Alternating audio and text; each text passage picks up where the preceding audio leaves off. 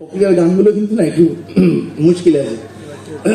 ও ওদের সাথে বাজিয়ে গেয়ে গেয়ে গিয়ে না, আমি আর হরে কৃষ্ণ যেমন পারবো বাজিয়ে করতে, ওটা আমি করবো। রাই যাবো আমি করবো, আমি বলছি। পালতুতে পারবো না এই গান বাজিয়ে, অনেস্টলি। কেন গাইবো না ওই গানটা? দুটো গান গাইবো। আর শুধু ফোক কেন, আরো অন্যান্য ধরনের গান শুনি। ফোক তো ফকিরের সাথেও হয়। আমার একটা এমন গান রিকোয়েস্ট করেছে মিউজিক স্ট্রিট ব্যান্ডের,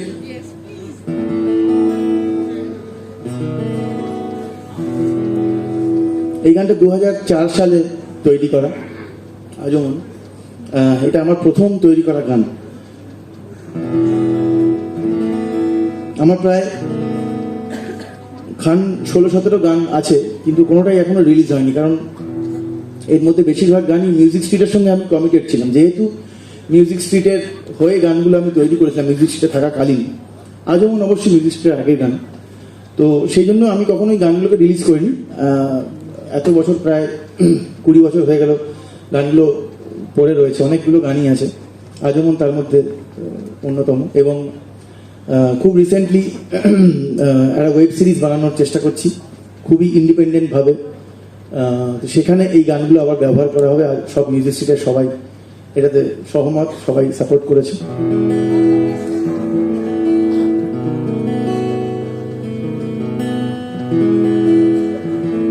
এই দরজা বন্ধ করে তো কাউকে বেরোতে দেওয়া যাবে না, কেউ বেরোবে না।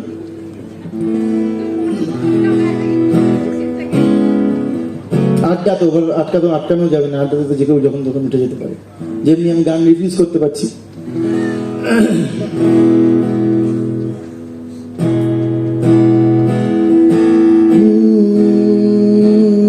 এই গানটা একটা গল্প আছে, একটু বলে নি, যখন বলতে ইচ্ছা করছে।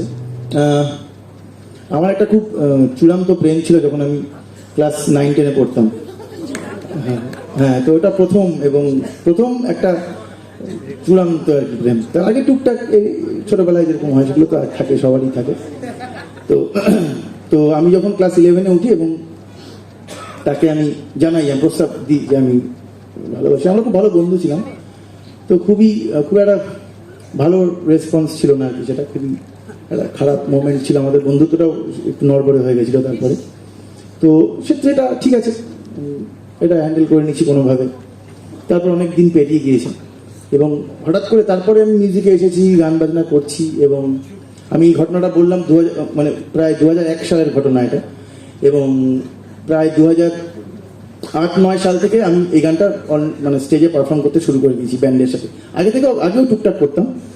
তো অনেক দিন পরে, প্রায় এই 2016-17 এরকম সময়তে, তো তার এখন বিয়ে হয়ে গিয়েছে, তার সংসার রয়েছে। তো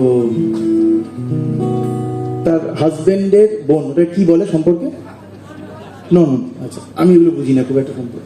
তার ননদের সঙ্গে আমার এক বন্ধুর যোগাযোগ আছে। তো শুনেছি সে আজমন শুনে সে বলে যে আমি নাকি গানটা তার জন্যই লিখেছি। তো এটা কেউ রেকর্ড করছো না? তো রেকর্ড করে কেউ এটা পোস্ট করো না প্লিজ, কারণ আমি চাই না আঘাত পাক কেউ। না, আঙুল কানানো নয়, ব্যাপারটা হচ্ছে হয়তো ওর মনে হয়েছে যে আমি সত্যিকারের হয়তো গানটা সত্যি কাউকে ভেবে বানাইনি, গানটা এমনি তৈরি হয়ে গিয়েছিল। কিন্তু তখন ওই 2015-16 ওই টাইমটাতে, তখন সদ্য ফকিরা জনপ্রিয় হচ্ছে, আমার কিছু ফিল্মের প্লেব্যাক একটু চলছে, মানুষজন চিনছে। তো আমার একটু লেজটাও একটু মোটা হয়েছে সে সময়, কলারটা একটু উঠেছে। তো সে সময় খুব মানে এই যে কথাটা বললো হাত কামড়াচ্ছে, এটা আমারও মনে হতো যে এখন হাত কামড়াচ্ছে, বিরাট বলে দিবি আমি ওকে ভেবে লিখিনি গানটা, এরকম বলেছিলাম। কিন্তু পরে রিয়েলাইজ করেছি যে সকালে আজকে আমি বলছিলাম যে এটা কিন্তু পোস্ট করবো না কেউ, বারবার বলছি, বিকজ এটা আমি চাই না আমার শুনুক।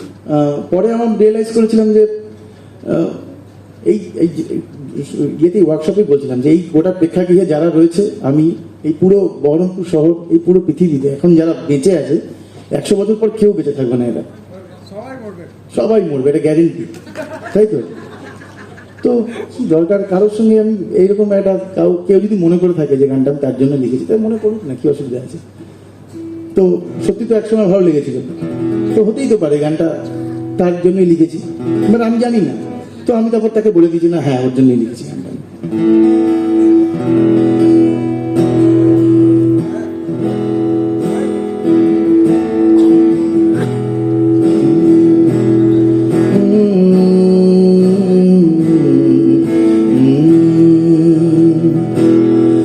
আজও মন তোমাকে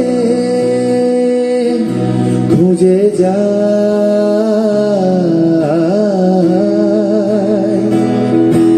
আজও মন তোমাকে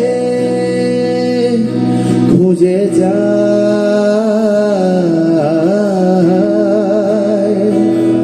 ঝরা দিন বয়ে যায় আবেশে,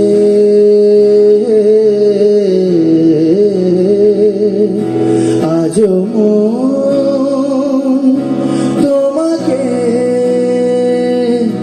খুঁজে যায়,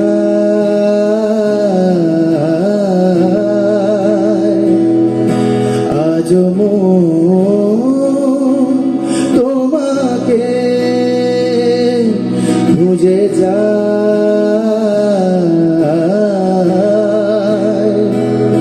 ঝরা দিন বয়ে যায় আবেশে,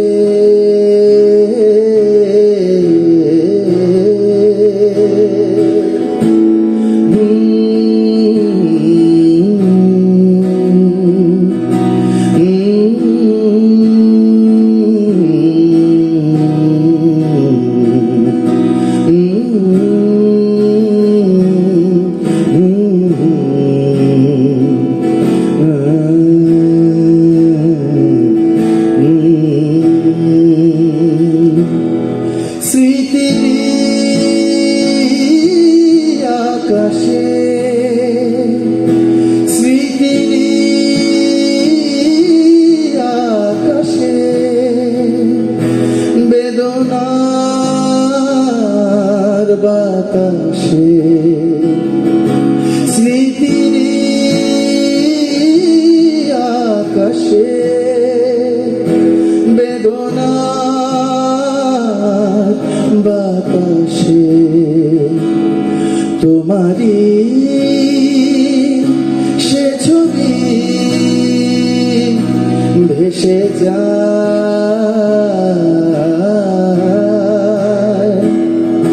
তোমারি সে ছবি ভেসে যায়, ঝরা দিন বয়ে যায় আবেশে,